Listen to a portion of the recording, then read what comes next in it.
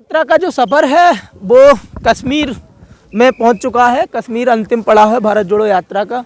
कन्याकुमारी से जो यात्रा चली हुई थी और वो कई राज्यों को पार करते हुए यात्रा आज यहाँ पहुंची है।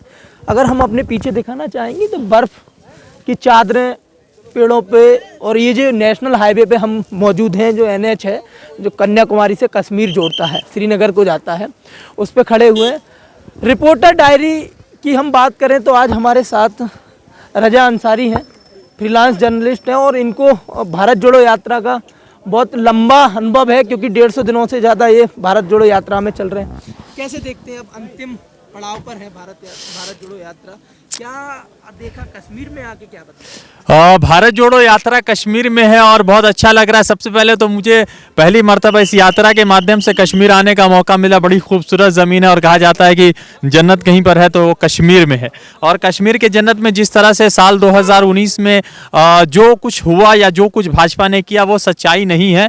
और लगातार चूँकि अगर आप कह रहे हैं कि 370 हट गया, 35 से हट गया, वो सब तमाम तरह की झूठी और बेबुनियाद चीज़ें। क्योंकि मैं देख रहा हूँ कि जब हम लोग दिल्ली से एंट्री किए जालंधर में, आज जालंधर में हमें नया सिम लेना पड़ा। तो अगर 370 हट गया है तो नया सिम क्यों लेना पड़ा हमें? 35 से हट गया तो नया सिम क्यों लेना पड़ा है? मुझे लगता है कि जम्मू एंड कश्मीर, जम्मू के या कश्मीर के लोगों की समस्याओं को हिंदू मुसलमान से हटकर एक इंसानियत के नाते देखना चाहिए। और मुझे लगता है कि ये जो यात्रा है, हालांकि जम्मू एंड कश्मीर के किसी भी लोकसभा सीट पर कांग्रेस का कोई सांसद नहीं है, मगर जिस तरह से राहुल गांधी को लेकर एक पॉजिटिव व्यूज देख रहे हैं लोगों में, तो मुझे लगता है कि शायद कुछ पॉजिटिव दिखा गया। क्योंकि कांग्रेस वर्किंग कमेटी का जिस तरह से आर्टिकल 370 पर अपना व्यूज है, और पूर्व प्रधानमंत्री मनमोहन सिंह ने जिस पर इस तरह से संज्ञान लिया था, जो कहा था कि यह गलत तरीके से हुआ। और सबसे अफसोसजनक यह है कि आज तक किसी भी स्टेट को यूटी नहीं बनाया गया। मैंने आज तक जो भी 15-16 साल की राजनीति देखी है पूरे हिंदुस्तान भर में, किसी भी स्टेट को यूटी नहीं बनाया गया, हालांकि यूटी को स्टेट में कन्वर्ट किया गया। मगर अफसोसजनक है कि एक बड़े राज्य को, जिसमें कह सकते हैं कि जहाँ का टूरिज्म, जहाँ के ड्राई फ्रूट्स, जहाँ के जो फैक्ट्रीज है, उससे बहुत लंबा रेवेन्यू कमाया जा सकता था, मगर चूंकि एक खास तबका को खुश करने के लिए ये तमाम तरह की चीजें हो रही है। और मुझे लगता है कि चाहे प्रधानमंत्री नरेंद्र मोदी जी हो या उनका पूरा कैबिनेट हो, वो तमाम लोगों को इसके बारे में पॉजिटिवली सोचना चाहिए। और इस यात्रा के तहत जो चीजें पॉजिटिव आ रही है, हालांकि बीजेपी को भी इससे कुछ सीखना चाहिए कि यात्रा किस तरह से चल रहा है। तो बड़ा अच्छा अभी तक का अनुभव रहा है। कश्मीरी भाइयों से मिला, जम्मू के पंडित, कश्मीरी पंडितों से भी मिला। तो सियासत ने कश्मीर का बुरा हाल बना रखा है। और उर्दू का एक बहुत मशहूर शेर है कि इश्क ने मीर तक ही मीर बना रखा है, दर्द ने मुझको कश्मीर बना रखा है। बहुत अच्छी बात बताई। जब हम कश्मीर या जम्मू की बात करें, लोगों से मिल रहे हैं और खासकर कश्मीरी पंडितों से मिले तो उनका दर्द निकल के आया। उन्होंने बताया कि भाजपा हमें हथियार की तरह उपयोग कर रही है। भाजपा जो बोल रही है सिर्फ हमें वोट बैंक की राजनीति के लिए उपयोग कर रही है। उस पे कैसे?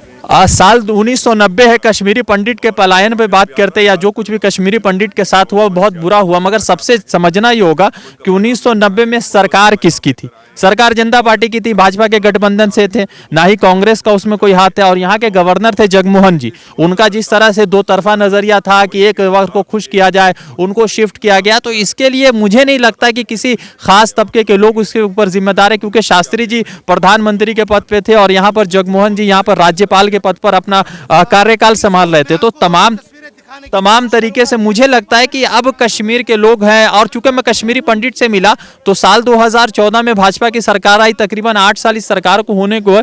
तो प्रधानमंत्री जी से सवाल यह है कि आपने अगर कश्मीरी पंडितों के लिए कुछ अच्छा किया तो साल 2022 में क्यों याद आया आपको? साल 14-15 में याद आता, 16 में, 17 में, 18 में, 19 में, 20 में, 21 में, 22 में क्यों याद आ रहा है आपको? तो ये सिर्फ वोट की पोलराइजेशन है। और दूसरी चीज ये है कि जो हमारी नेशनल मीडिया, मैं भी उस मीडिया का हिस्सा रहा हूं लंबे समय तक, तो जो हमारी नेशनल मीडिया, उसने यहाँ के टूरिज्म को खत्म किया। हर जगह दिखाया जाता है कि आतंकवादी है, ये हो रहा है, फला हो रहा है, ढिमाका हो रहा है, मगर सच्चाई नहीं। मैंने बहुत सारे आर्मी भाइयों से भी बात की जो मेरे बिहार और उत्तर वेस्ट बंगाल से आते, वो बताते हैं कि यहाँ पर बहुत सारा भाईचारा। 2-4 चीज ऐसे है जो खराब है मगर उसके बावजूद बहुत ज्यादा भाईचारा है। तो ये तमाम हम देख रहे हैं और मुझे उम्मीद है कि इस यात्रा से, और राहुल गांधी बहुत संजीदा, चूंकि राहुल जी खुद भी एक जो है कश्मीरी पंडित है। उनका अगर आप जो है मोतीलाल नेहरू को देखें, जवाहरलाल नेहरू को देखें, तो उनका भी जो है कश्मीर से एक पुराना रिश्ता है। तो मुझे लगता है कि शायद जो है भाजपा से बेहतर तरीके से कश्मीरी पंडित के मसाइल को और यहाँ के मसाइल को राहुल जी समझते हैं।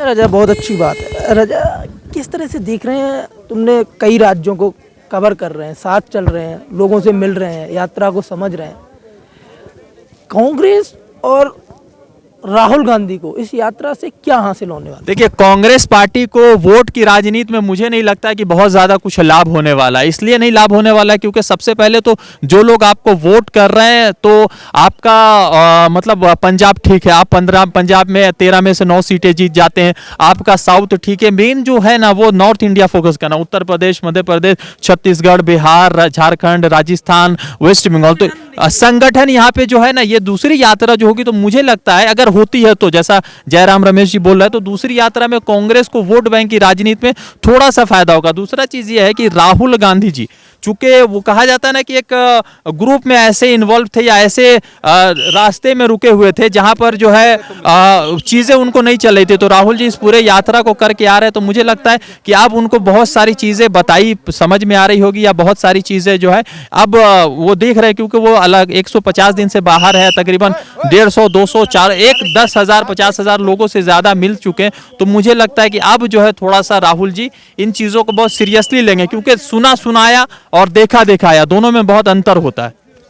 कुछ चीज़ें देखने को मिली, भीड़ तो थी, समर्थन भी था, लोगों का उत्साह भी था, लेकिन कहीं ना कहीं संगठन और जो नेता थे, कार्यकर्ता थे, उनका सामंजस्य देखने को नहीं मिला। उसको आप अपने नज़रिए से कैसे? मुझे लगता है कि ऐसा नहीं है कि ये देखने को नहीं मिला। होता ये है कि जब 14-15 साल से आप सत्ता में होते नहीं हो, हर विधानसभा में आपका अच्छा परफॉर्मेंस नहीं होता है, तो एज अ ह्यूमन हम कई बार जो है ना मतलब कि कमज़ोर पड़ जाते हैं। हमें लगता है कि यार अब कुछ होने वाला नहीं है। तो ये इस यात्रा ने कांग्रेस के कार्यकर्ता वर्कर को जगाने का काम किया, और मुझे लगता है कि अब ये थोड़ा सा